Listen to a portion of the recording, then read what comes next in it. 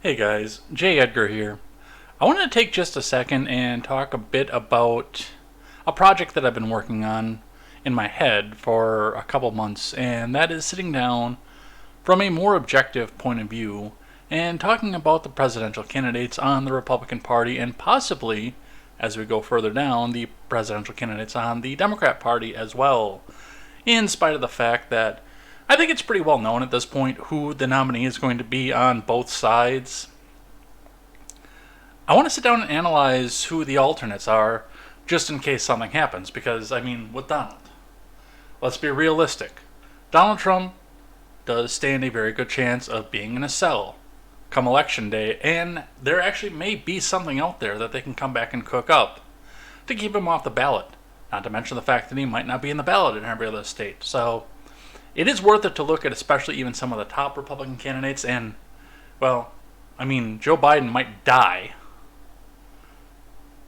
He's 80 years old. He's running on borrowed time. So there is a possibility that the top frontrunners might not be available to sit down and talk about. So a little bit later on today, most likely before you see this, but even after you see this, especially with the tags that everything's going to be going with, I am going to sit down and do an analysis of Ron DeSantis.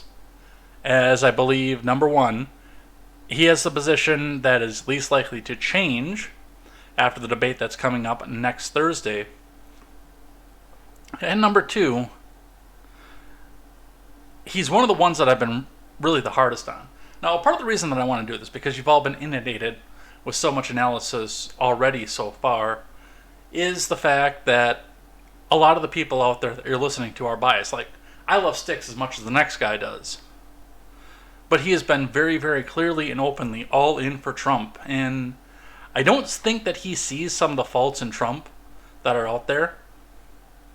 Whereas me, I've been open about the fact, even since the end of the last election cycle, I have no intention on voting for Trump or anybody in the Republican Party or anybody in the Democrat Party for that matter. Like, legitimately, anybody who's been brought forward as a presidential candidate is a goofball. If you really look into them and really see what they're all about, they're goofballs. Yes, even the Donald. Now, I'm going to try not to make this little series into a all-out hate fest.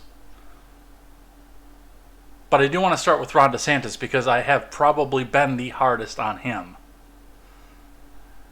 Some of his fans will say that it's for bad reason, and some of his fans will say that it's in bad faith.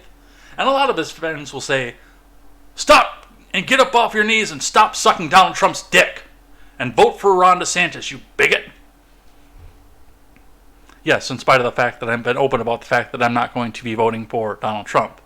And we're far enough along in the cycle right now where you can actually look in and see the video in my video feed where I said, and this was from 2020 already, when I decided at the very last second, it was like 2 weeks away from election day. I'd have to go check the date to be sure, but it was like 2 weeks away from election day, where I said, I'm going to do it. I'm going to vote for him, but I'm going to vote for him in protest. I'm going to do it kicking and screaming because, man, this guy spent us into an oblivion. So I feel I can be the most objective to anybody about this. So if you're running across this, you're running across the channel for the first time, hit the subscribe button. I don't usually, for those of you who are regulars to the channel, I don't usually do the hit the subscribe, follow, and everything else button. But I do political analysis. I sit down and analyze the news every weekday. You can come catch it live. You can come back and interact with me while I'm doing this. But I'm doing this pre-recorded too, just so, this is what I have to say, not what the chat has to say or what the chat questions are. So come on in, enjoy, sit down. You might learn something, and hey, you might actually see a factoid on here or make a connection that you wouldn't have otherwise made. So I hope to see more of you in the coming weeks. This is probably, I'm going to try to get one out a week. I know that I am out of town next weekend, so it might not happen next weekend. But I really want to do this for you guys. So thank you very much. Take care, and we'll see you next time.